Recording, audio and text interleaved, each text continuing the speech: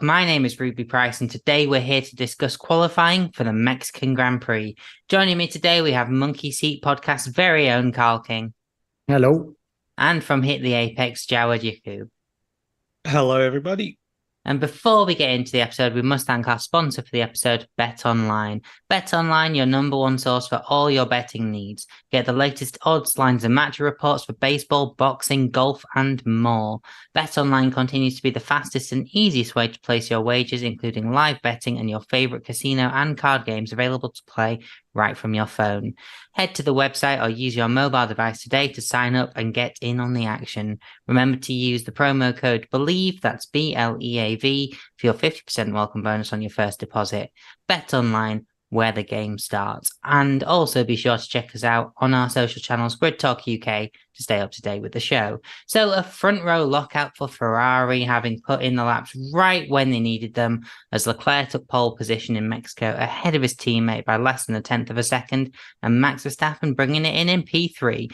But plenty of post-session investigations, with Verstappen and Russell under investigation for blocking in the pit lane, Hamilton under investigation for failing to slow under yellows, Sargent under investigation for overtaking under yellow flags, and a multitude of drivers who have allegedly impeded the rule regarding having a maximum delta time on your outlap. You know, it's worth taking everything we say from now with a pinch of salt, because it could change by the time we finish recording this episode.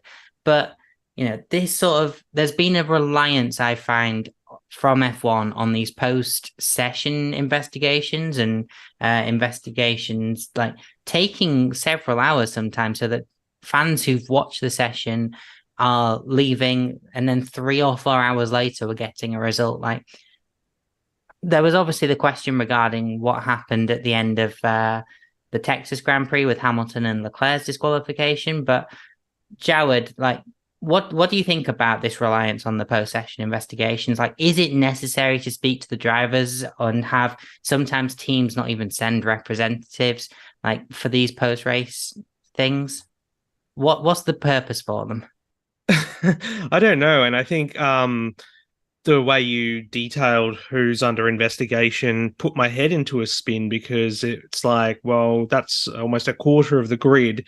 And I'm on the FIA's website now, refreshing for any updates. And there's still no, official documentation saying that someone so-and-so has been referred to the stewards. And I just think you look at any other sport in the world, not necessarily motorsport, but any sort of adjudication or, decisions being overturned or anything under investigation is all completed within the time of the game or the session or the event. So why are we waiting, sometimes hours after the race or session to find out the results? It's absolutely farcical. And the fact that, it would have been okay if it was kind of a one-off, but I feel like the last few races we've been talking, particularly after qualifying, about this more than often. So my question is, what's the point of having the remote stewarding bunker or VAR style system that they wanted to introduce after Abu Dhabi 21 if they can't make those decisions quickly? And to your question about, do they need to speak to the drivers? Well, isn't that why they've got sporting directors or team representatives such as your Jonathan Wheatley's or Ron Meadows for Mercedes, that, they stay on top of this information and they can go put the case forward to the stewards at the time? So, I feel like for a sport that is so technologically advanced, and they talk about how, it is the pioneer of this and, innovating that we still seem like we're in the dark ages when it comes to making decisions for stewards inquiries. And yeah, it's not a good look for, whoever in terms of fans, whether you're new to the sport or you're rusted on, because yeah, you want to see at the end of the day who's on pole position, who's starting where for the Grand Prix, not waiting another hour. And for you guys especially, what if you go to bed after the show tonight and you don't find out till the following morning that, someone's been excluded or, the shape of the grid is completely changed? So not a great look in my eyes. Yeah, and with the majority of the people with post-session investigations over their names, or at least noted for to the stewards and stuff, like the majority of them were in Q3. There's a very good chance that the grid would change if penalties are applied. But Karl, we saw some decisions being able to be made not necessarily instantly, but before the next part of qualifying started, we saw Albon fall foul of, a post Q2 like look at one of his track times and breaking the limits. But and then we've got some other decisions that seemingly to us as fans appear black and white, but there's that extra element of the FIA wanting to speak to drivers to see if there are mitigating circumstances and all of that. What do you think about all of this as well? Do you agree with Jawad? Like, what's the Karl King take? Look, F1 should, in my opinion, follow the lead from football in the sense of the ref decision is final in the same way of the rugby.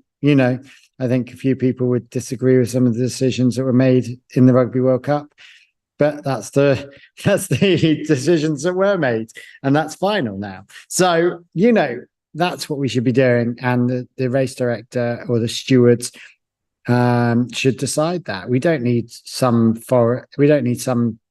bunker Bigging Hill place to deal with anything. We can do that. We can all see it. It's not. They'll go, oh, but the distance. But we've got 20 billion cameras over that thing. That as fans, we could all see Max Verstappen holding everything up, and George Russell holding everything up because he is George Russell.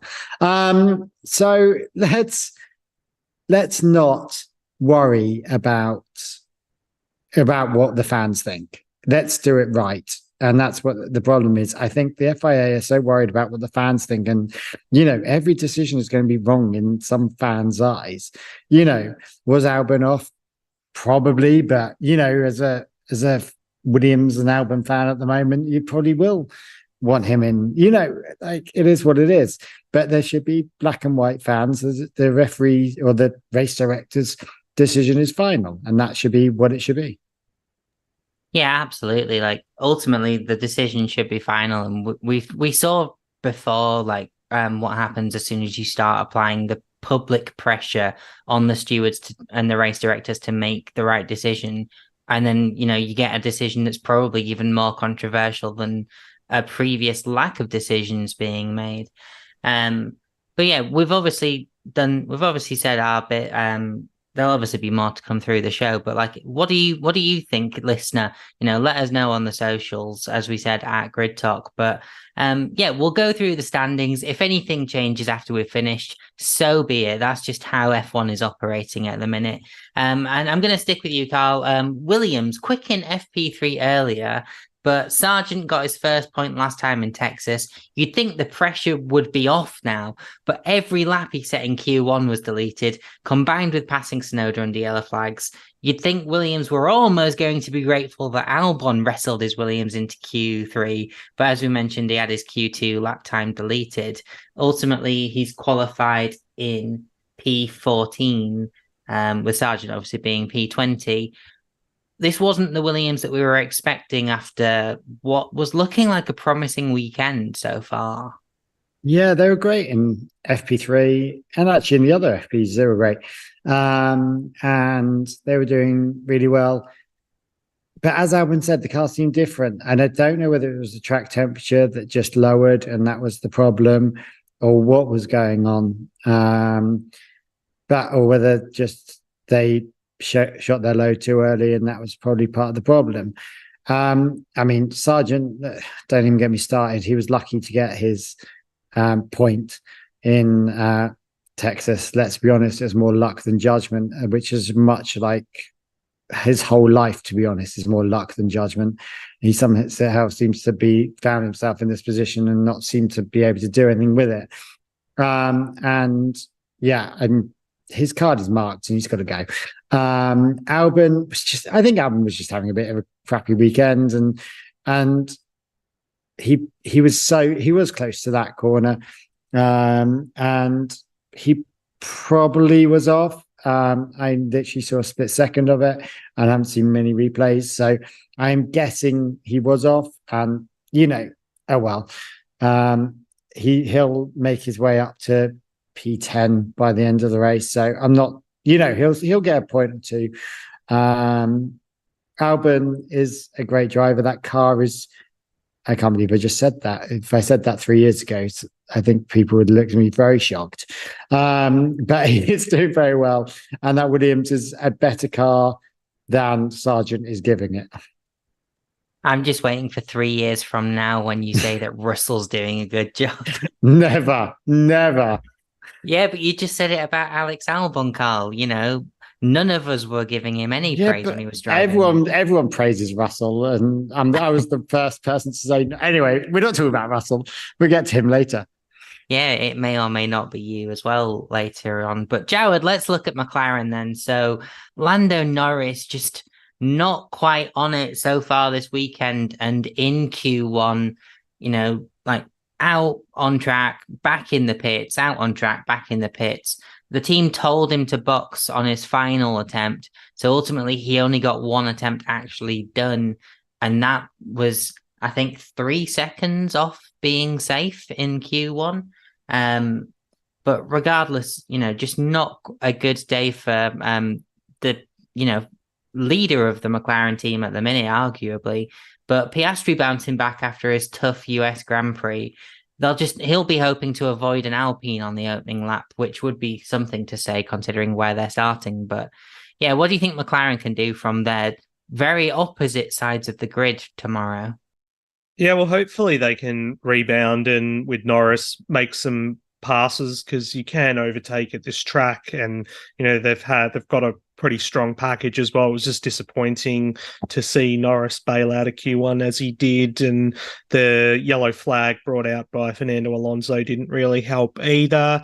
But again, I feel something I've just noticed more recently with Lando being interviewed in particular after his elimination, and he just seemed very flustered and just couldn't quite give an answer, and very, very snappy. So does he crack under pressure, and what's his threshold and stuff like that? So hopefully he can gather himself for the race tomorrow and make a comeback for the points, because they're still on race pace this weekend, third fastest behind Mercedes. So I feel like he should be able to make up some places and hopefully don't fall victim to any drivers trying to make their way up but not do a good job of it.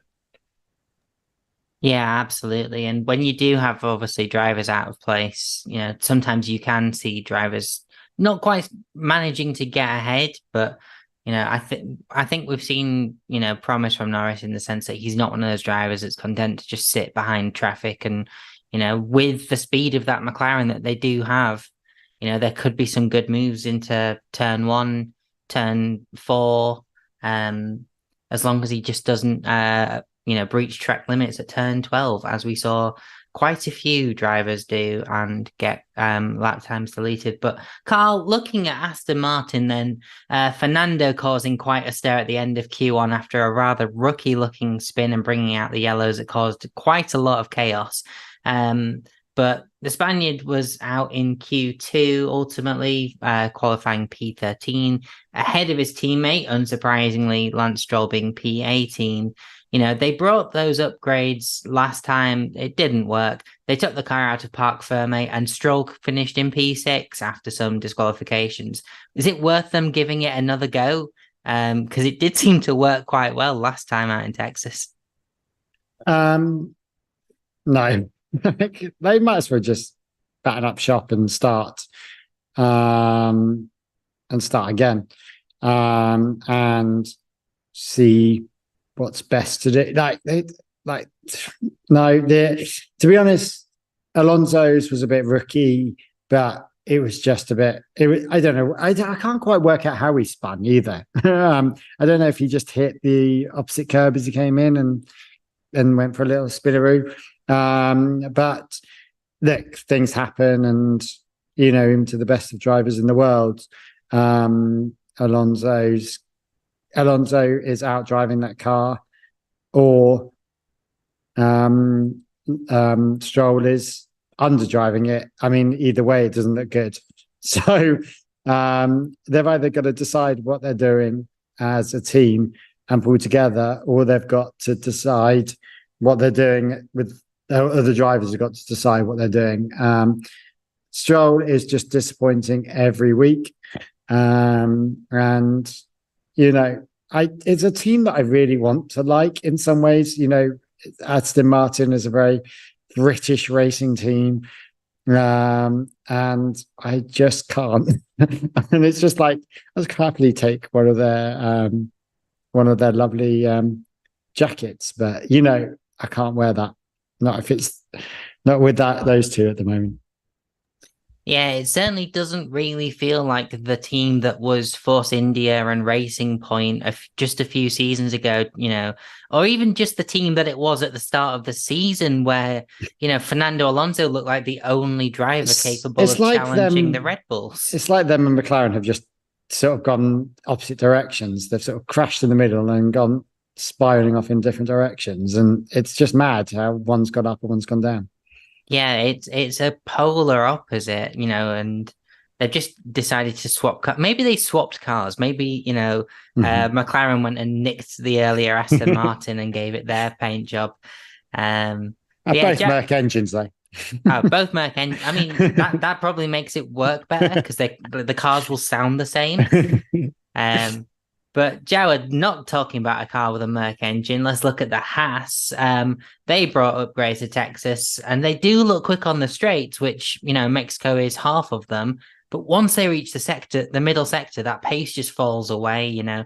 K-Mag qualifying P17, Nico Hulkenberg for what I believe is his 200th race, you know, qualifying in P12, still without a podium. Still going to be without a podium, presumably from where he's starting and looking at that car tomorrow. Yeah, I just thought of this right now, but it's like Haas has brought one of their stock cars and put a Ferrari engine in it, and that's what they look like going through the middle part of the track. But yeah, underwhelming as always. But you know, you can take some kind of solace in Nico Hulkenberg's performance, out qualifying his teammate again, and he's had the better of K-Mag all season pretty much. So, you know, 12th, not bad, but you know, as we know, in race trim they go backwards. It's not a good story for them. So their objective will basically to actually just make it to the checkered flag, regardless of the fact that they always end up finishing last of the classified runners. Yeah, consistent back markers Haas have been probably since about 2019, ultimately, you know, when we got what looked like a good livery, but just not a very good car. But Karl, another team with who've had some good liveries in the past, and you know, say what you want about their current one, it's very blue. But yeah, Alpine, they've got Ocon in P16, who was caught out by the yellow flags, as were most of the grid in Q1. Gasly just being knocked out in Q2 for P11. As I said, that not likely to hit the McLarens on lap one. But they had a rather spectacular engine blowout last season with the high altitudes of Mexico. How do you think they'll fare in the race? Will we see Alpine finish with both cars? Yes, they will finish. I think. Yeah, I mean, the Alpine is just so. There's no other word for it, but meh. You know, they're just nothing. And like, I couldn't even tell you where they finished in qualifying. I wouldn't even know. And I wouldn't even know where they finished in the race. They'll be middle of the pack. They might do some great overtakes that suddenly spark an interest. It's like the media hates the Alpines. It is quite funny, apart from celebrities. Celebrities are fine, but media just seem to ignore them. And thus we mean, or the TV directors, it means that we ignore them because no one ever really sees what they're doing. And they're a bit meh drivers and they're a bit meh team. And they're going to beat meh in the middle somewhere. Yeah, definitely. Like a meh team And like you say, like the biggest thing really about them at the minute is the news of who's probably tossing a coin and deciding to invest in Alpine this week. Like who's it going to be next week? Are we going to get some more celebrities like joining the bandwagon of why invest in Alpine is the real question. Of all the teams on the Ryan grid. Reynolds did it first. Yeah. That's literally it. It's like, has anyone seen Wrexham? Do you know what I mean? Like, it's exactly why they're all on the Ryan Reynolds bandwagon. Whatever Ryan thinks touches turns into gold. So they're hoping, the Did Alpines you see the will turn Green into gold. Lantern, Carl? Yeah, we've all forgotten that one though. Do you see Van Wilder? Did you see Daredevil? Not Daredevil. Daredevil? That'll be a turn up for the books. No, not Daredevil. What's it called? Deadpool. That's the one. Deadpool. There we go. Absolutely. But yeah, before we get to the top 5 teams, let's talk about the top 5 stars. And if you enjoy this podcast, you could definitely give Grid Talk some top 5 stars as well. We'd love it if you could take 5 to leave us a 5-star rating on Spotify or a 5-star review on Apple Podcasts. And if you're one of the 72% of people who aren't yet subscribed to our YouTube channel, please consider helping us out with a like and a subscribe. And if you are watching live, feel free to leave us a few questions for a post-show session. But back to the cars then. Looking into the top 10 on the grid, Jawad, let's look at Alfa Romeo, who, Zhou very much lucky to be in Q3 after Albon's obviously penalty putting him back out of Q3. But ultimately, P10 and P9... is this good for Alfa Romeo? We've obviously seen them drop off recently, but like a pretty good qualifying result for the two drivers. Yeah, I think it's probably one of the better qualifying sessions for them this year, and we constantly joke about it on Grid Talk that they're just waiting around for the Audi money to come in. And I made the comment earlier, has it come in? Because they're so far up the grid. But no, that's not the case. I think it's just the unique track conditions and, the high altitude as well probably plays to their advantage. And it was interesting looking through the practice results and whatnot and seeing that on their race pace, they are kind of top of the midfield pile at the moment, which is like, wow, they're quicker in race trim than Alpine and Williams here. So does this mean we could see some double points coming their way? We know that they're in a battle with Haas and AlphaTauri as well at the bottom end of the Constructors' Championship. So didn't expect the Sauber team Alfa Romeo to pull a surprise this late in the season, but now it's up to the drivers tomorrow, Bottas and Zhou to deliver something. And yeah, Zhou, I guess he got that Hail Mary because of Albon's lap time being deleted, so now he's just got to take this opportunity and convert it to a good result tomorrow. Yeah, absolutely. And as the commentating team decided to keep on reminding us, Valtteri Bottas, a former pole sitter here at Mexico, which obviously gives him such an advantage being in that Alfa Romeo, very similar car concepts. But speaking of former pole sitters here, then, Carl, Mercedes, George Russell in P8, Lewis Hamilton in P6, both drivers complaining about cold tyres for their final runs, but ultimately two of the drivers to actually improve on their second Q3 runs, despite the complaints about cold tyres. What do you think that Mercedes can do this weekend? Are they going to be playing it safe with the ride height after obviously being disqualified from that P2 last time out? Hamilton's obviously in that fight with Perez for P2 in the championship. Is that still on the cards? Is there a mathematical way of Hamilton beating Perez this weekend on the points? I think the gap is now 29, so I'm not sure. No. Okay. So he won't. Could you imagine the uproar if Perez spun out and Hamilton won? That'd be hilarious. The reason they had cold tires because they sat in the pit exit for about 3 years and are about to be reprimanded, whatever that means. Get a slap in the wrist and nothing will happen. But that's, Anyway. So yeah, They probably might not end up on the grid where they are at the moment. Let's be honest. So the Mercedes are coming on a lot better. They are challenging Perez. They are challenging they're not being challenged by Ferrari really, although this weekend might throw something else up there. So they are steadily in second. I can't imagine them really going anywhere else.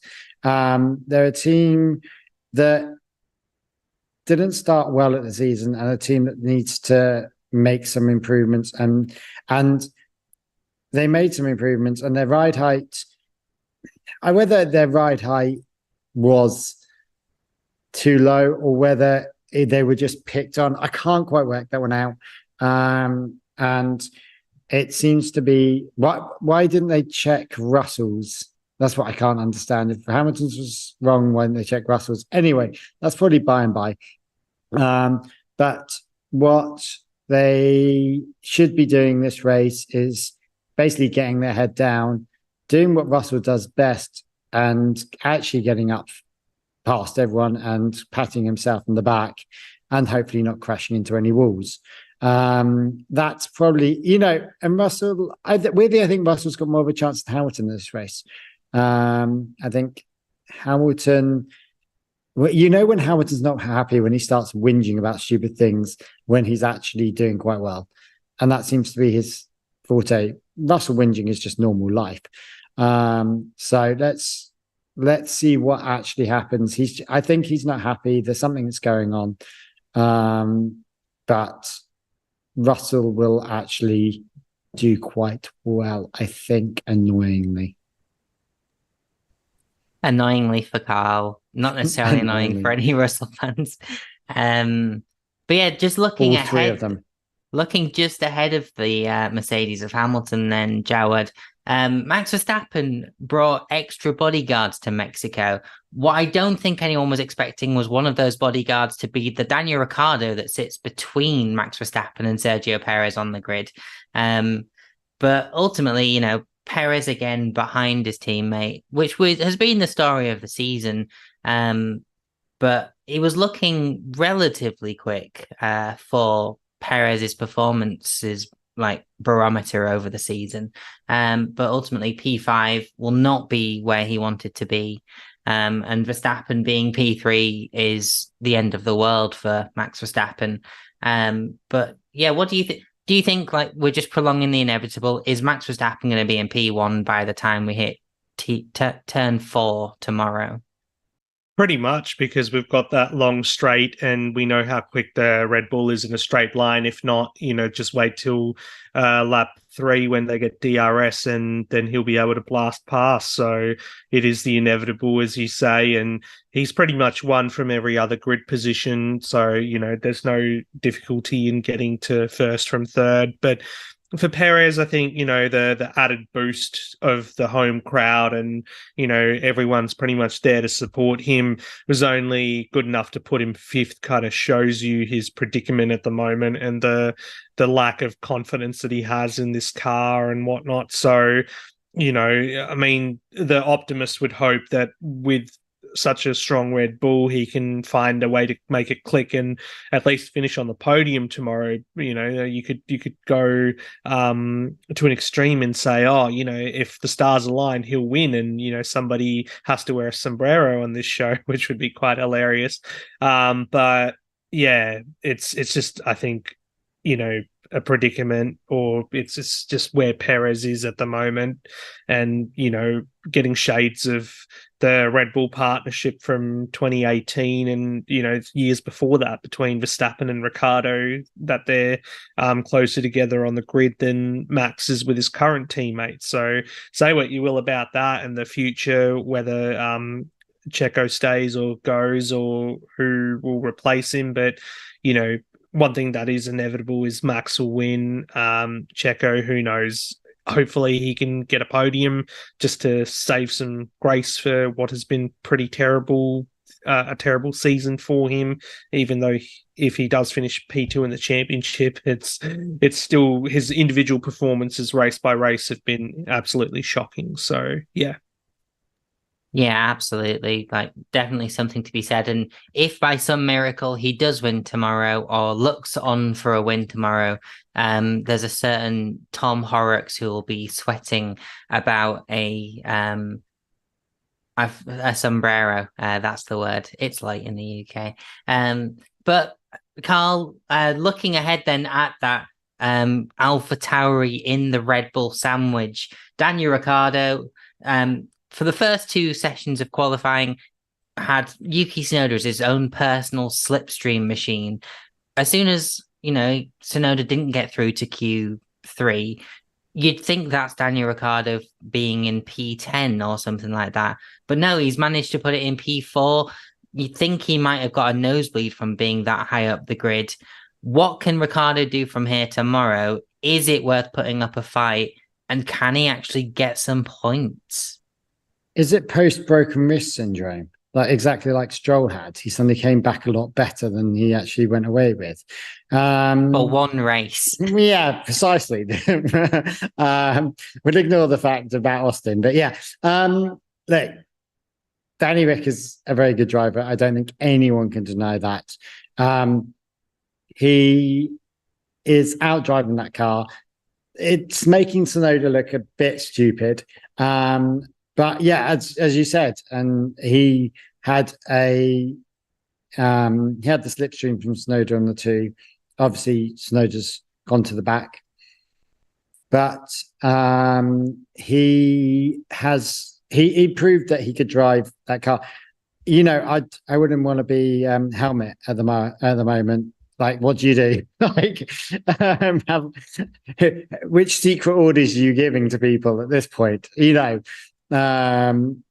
Because a Danny Rick finishing third could be very interesting if the Ferraris fall back. I thought it'd be quite funny. Let's be honest, he's going to be a bit of a bottleneck, unfortunately. He's not going to have the race pace in that car as much as we wish he could. And he's going to slow everyone up behind him, which is only going to be advantageous for Max in the end of the day. Because he'll get past the Ferraris and actually advantageous for the Ferraris. So does he let Perez through and hold onto his coattails? I'm not quite sure how that works. You'd think based on previous Red Bull experiences that Daniel Ricciardo is not being allowed to stay ahead of that Red Bull car. I don't think we've ever really seen any indication of them making it a level playing field between those two teams.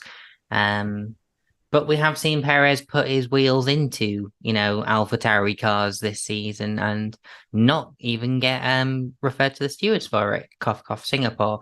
But Jawad, let's look then at the top team of the weekend so far, but only for seemingly one lap of the session, because Ferrari all weekend have looked off the pace. They've looked like the third or fourth best team.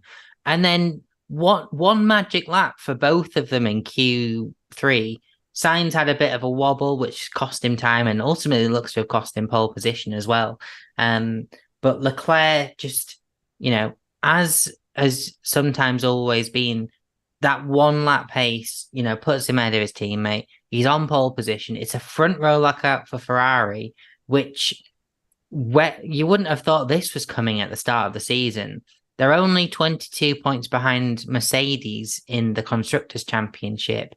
It's so important for them not to trip each other up and to bring home their maximum points tomorrow, isn't it?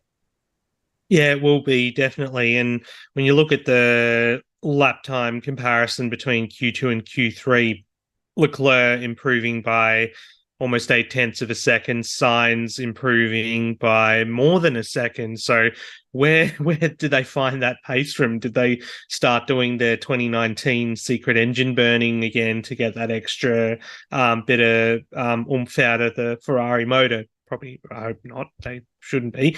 But look, it's it's going to be, unfortunately, drop back down to earth tomorrow. But they have put themselves in a strong enough position to at least fight for the podium and potentially keep the Mercedes cars off the podium, because that's where their fight is, as you say, in the Constructors' Championship. And 22 points isn't too big a swing, but, as Ferrari are known for doing Ferrari things and end up finishing outside the points or behind Mercedes, they could easily see that gap grow. So with, 3 races to go after this weekend and another sprint coming up as well, it's important to keep that gap as minimal as possible. But, great to see both Leclerc and Sainz happy and relishing the moment. They haven't had too many moments like this season, so hopefully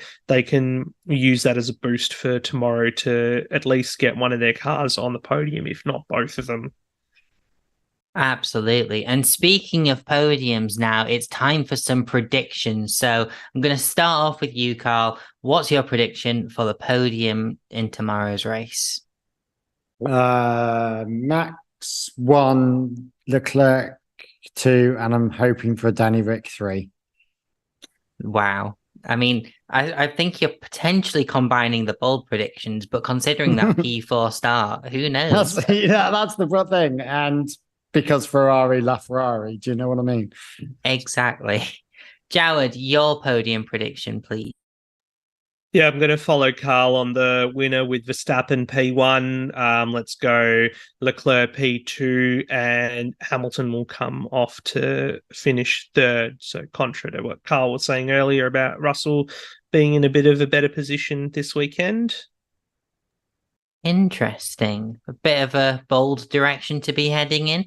But speaking of bold as well, let's make some bold predictions. So Karl, what's your bold prediction for tomorrow's race weekend? Tomorrow's race? It's not even tomorrow anymore. No, it's today's race. By about 5 minutes. So what's my bold prediction? Probably that that Perez will not get any points, which will be a right upset in Mexico. I think everyone else on the grid who scores points is going to need more bodyguards if that happens. Never mind just Verstappen, but wow. If Perez doesn't score points tomorrow, that's... The Mexican fans are crazy, aren't they? They are absolutely crazy. They're like in the pit last time, they were just all over Perez, and it was over everyone. It was just awful. The display of happiness that Karl King just can't contend with. Don't do happy. No. But Jawad, your bold prediction, is this something that's going to make you happy? Will it make the Mexican fans happy? What's your bold prediction? Oh, I think it'll make the Mexican fans happy, but let's put it all in and say Perez will win the Mexico City Grand Prix, and depending on which side of the sombrero debate you're on, you'll be pretty happy with that as well. So I'm pretty sure, just for the sake of, someone getting the comeuppance for making that kind of wager, that's happy enough, really. Yeah. Yeah, absolutely. I've got to support my monkey seat buddy. And I hope that Perez doesn't do well. I mean, it looks less and less likely with every race weekend. But, I think now let's give an opportunity to plug something. So obviously, Karl, you literally just name dropped the Monkey Seat podcast. Let me just pick that for you. But, do you want to plug the Monkey Seat podcast? Take 5 minutes, not 5 minutes, but take some time. It feels like it gets plugged every week because either Tom's on this or I am. So we're the Monkey Seat. We're the rude, abusive, slightly crazy version of Grid Talk. We're like its naughty cousin who gets a bit swearing and a bit shouty and a bit opinionated.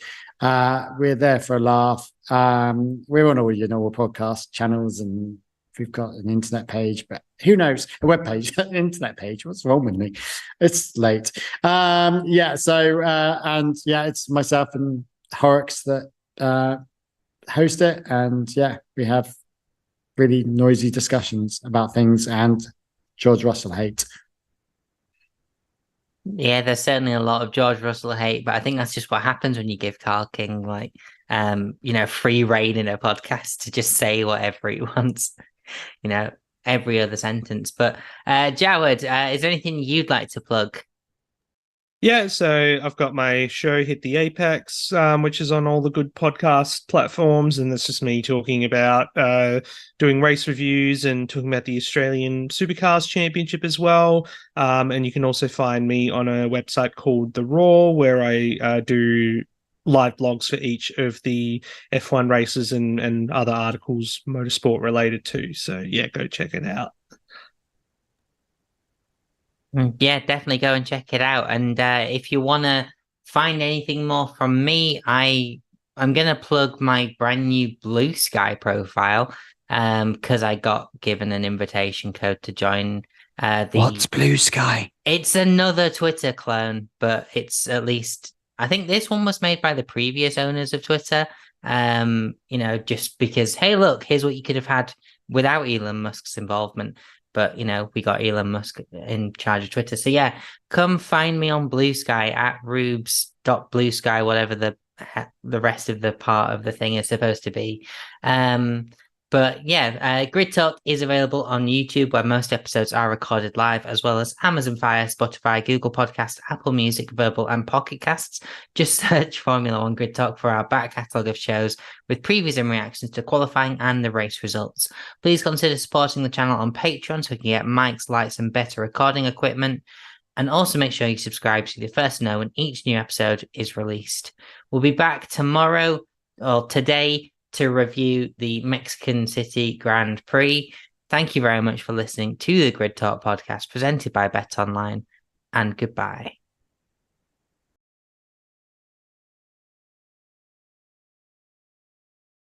And now that I've pressed stop recording, how long until the FIA make an announcement about someone getting a penalty?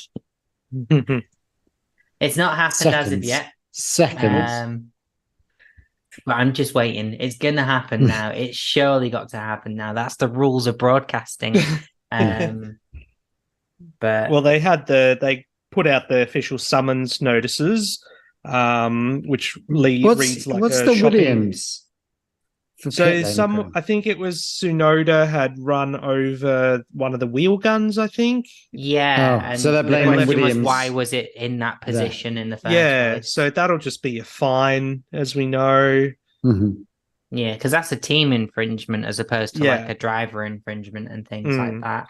But consistency's never really been a strong point of the FIA. Let's have a look at what we've got in the chat at least first before we start going off about how poor the FIA is yet again. But Jared which is worse, George Russell or the FIA? Well, we know Karl's answer. Or do we know Karl's answer? What do you hate more? I literally can't tell you. That's blown my mind. I asked a question that I can't answer. Yeah. Cool. So in the comments we've got George Jared Russell. Bradley. Oh, I'm gonna stop. Jared Bradley. The bar I was watching the All Blacks lose to SA turn into a nightclub. I'm busy dancing my worries away. What happened to Norris? Also Verstappen 3 and Ferrari 1 and 2. What? Yeah. Absolutely. I think we're all a bit confused as to how any of those things sort of lined up. McLaren have looked so strong and Norris particularly has looked strong. Norris had that thing with the mediums and then went in. Then he went back out and did a little slip slide. And then it was all about the Alpine doing a little pirouette and then getting a yellow flag. You mean the Aston Martin? Aston Martin, sorry. He was in the Alpine last season. They all start with A. Every single team starts with A this year. AlphaTauri, Alfa Romeo, Aston Martin, Alpine. Yeah, there we go. Sorry. They're just they're gonna take on some Ferrari parts. Yes. But yeah, it wasn't Norris's fault really. He did a bit of a slip slide early on and he just timed it wrong and yeah, like don't worry about Norris. He'll be back up. Yeah. He'll get 5th or 6th minimum. Yeah, I certainly think like he's the driver that you'd probably expect to be able to make it through the pack from where he's starting. Was there something that I wrote in my notes that I wanted to bring up? Or yeah, I mean, I guess we kind of hinted at this during the show, but that 811-meter run from pole position to the first corner, you know, that's a very long distance for a race start, and that the race start is going to be super important. I think if Ferrari want to stay ahead of Verstappen, is it at all likely though? No, let's be honest. And the problem is there's 2 Ferraris that are up together. And are they going to race? Is there going to be team orders? What's the deal with that? And especially if Sainz is on the out, with Sainz on the outer one there, it's going to be dangerous. And Sainz is not going to want, Sainz is going to have that battle, and that's going to be the problem. And then they'll just ditch themselves out somewhere or screw each other up, and Max is just going up on the inside. I wouldn't be surprised if Max just throws one up on the inside. Yeah, I mean, and this as well, despite like Ferrari's history, like they've been really poor at managing their 2 drivers this season. I found, at least very poor in keeping them sort of in line, if that makes sense. Most teams we do have a visible sort of like 1-2. Last season that would have been Leclerc because he was in the championship fight, but has not being in the championship fight like sort of made it harder for Ferrari to manage their drivers? Well, you don't have with Ferrari, sorry, you don't have, say, like a Toto Wolff come on the radio and put one of the drivers in their place. It's kind of like free reign, and we've seen them at numerous points through the season trying to dictate the strategy on their own as well. So it feels like, everyone's got their tail between their legs on pit wall and can't be assertive enough with their drivers like we see with other teams. Yeah, there's certainly a lack of assertiveness. Absolutely. And like Ferrari just don't have the thing is that they've actually got 2 very good drivers, and that's part of their problem. They don't know what to do with them. If you put Mick Schumacher in there with Leclerc, do you know what I mean? It would have been like, oh yeah, obviously Leclerc is number 1 driver, but to have Sainz and Leclerc, which in theory is good because you have 2 good drivers, but that only works when you have similar driving styles, such as Piastri and Norris. And that's why that McLaren is working well, because the drivers are in line. When you have very different driving styles of Verstappen and Perez and Leclerc and Sainz, it's never going to work, and you're going to have issues. And you're going to crash into each other. Yeah, absolutely. Latest thing I've got in terms of any sort of investigations going on, Lewis Hamilton saying he lifted and went slower. We did see a sort of replay of that Lewis Hamilton incident, and it seemed as though the car that was on the right was going significantly slower, which would have made it harder for him to react. Like, do we think like there's any potential for a penalty like involved in this incident at the very least? Personally, not in that instant, but I think probably in the stacking everyone up incident where they'll just start blanket throwing. Yeah. bombs. In fact, shall we talk about what the hell was going on in the pit? Like not once, twice. And then even after drivers were already mentioned like to the stewards for it in the other session, they then decided to do it again, or at least a variation of it in the next session. Like, it's almost like they're throwing the toys out the pram about this Delta thing, isn't it? That's what this is all about. And well, I don't know how to fix it. That's the problem. Normally, I'm quite clever at these things and have an idea of how to fix everything. And so it's normally not the right thing to say, but I don't know how to, in my own mind, don't know how to fix the delta or them all going out at once. Whether you actually apply the delta penalties. Yeah. You know, if you're putting in that your lap but time everyone can't has be an slower than this, excuse. do it. Ruby, Yeah. everyone But- has an excuse. In The this whole point situation, is excuses.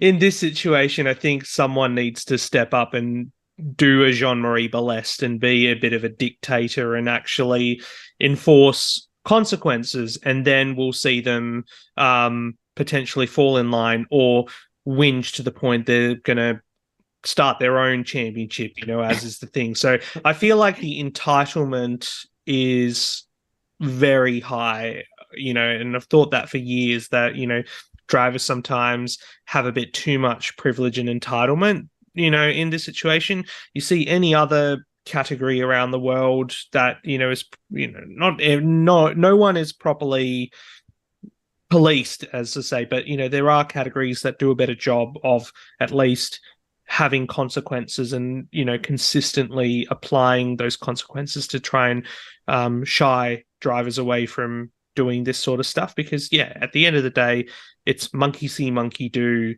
and they're all going to do it because they think they're going to get an advantage, and always find some bloody excuse. But they all moan about how they get put out in traffic, and yet they all go out in traffic. I never understand that, and how they're better in free air, and then they all go and pile up at the end of the pit at the same time. You're like, what? Well, I don't understand how the teams are making those decisions.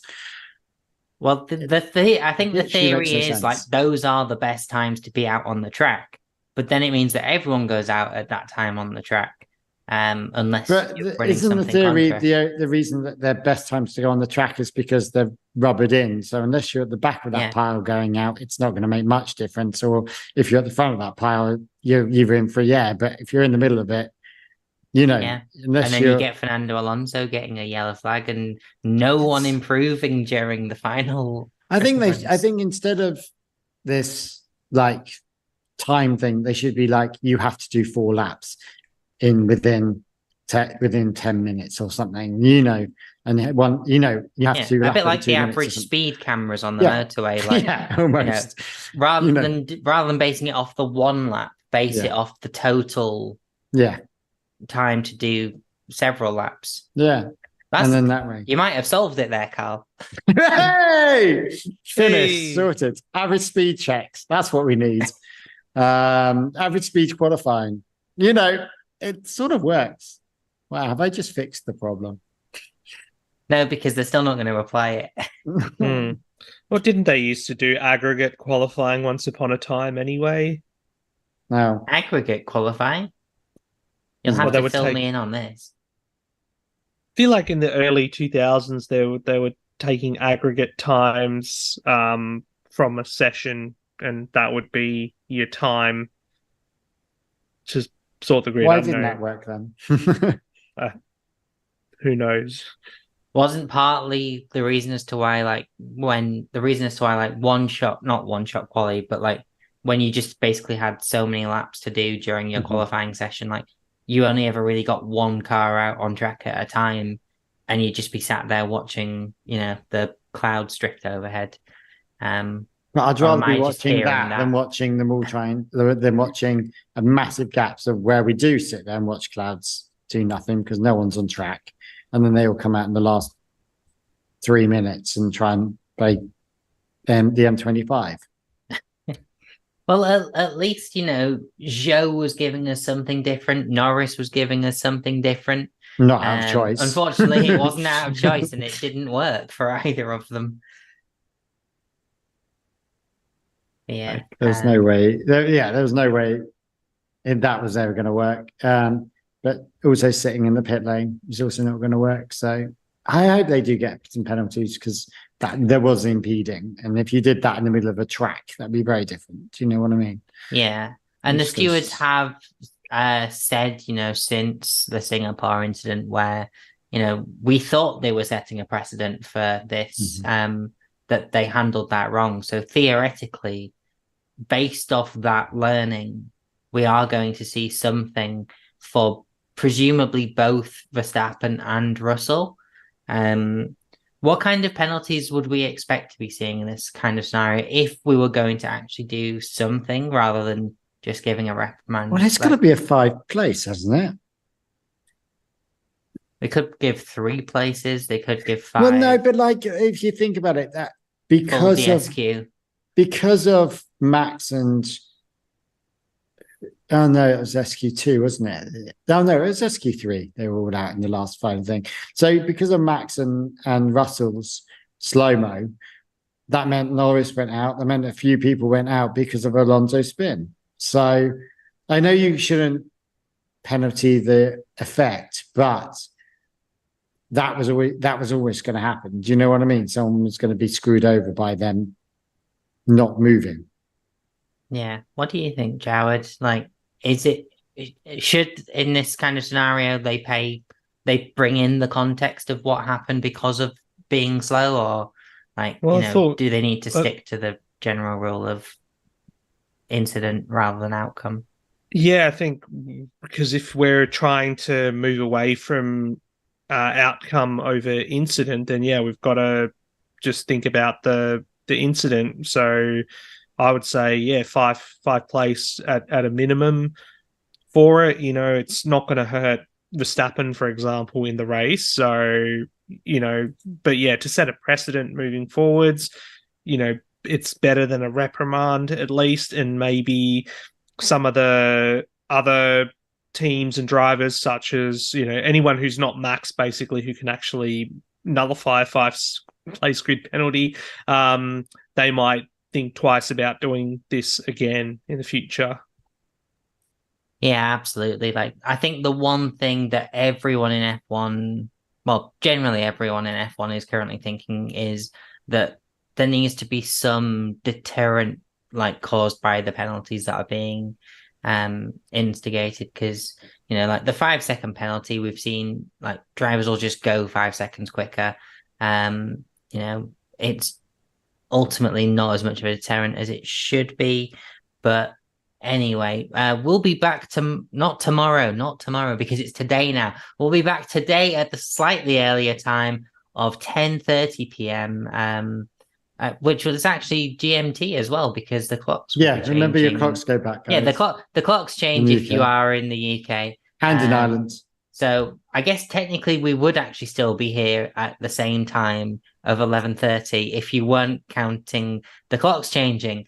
But anyway, I'm going to stop rambling now. I'll let you all leave. This was our review of Mexican qualifying for the Mexican Grand Prix that is taking place on the 29th of October. But yeah, thank you, Jared. Thank you, Karl. And thank you, Aidan, as always, for joining me and doing production. And we shall see you next time. Bye.